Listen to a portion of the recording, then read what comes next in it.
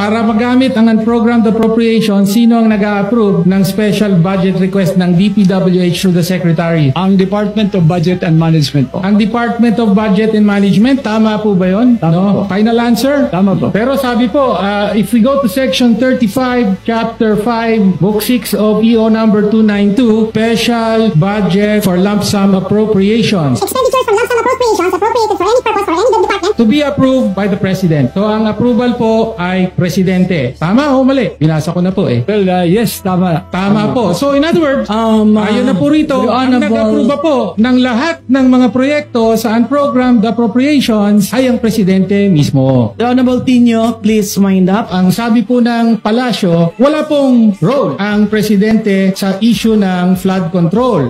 Hindi siya involved sa corruption. However, ang malinaw po na na-establish natin, actually, yung approval ng over 4,000 additional infrastructure projects funded from unprogrammed appropriations, particularly in 2023 and 2024, ay lahat po yan para mapondohan from unprogrammed appropriations, kailangang aprubahan po ng Presidente.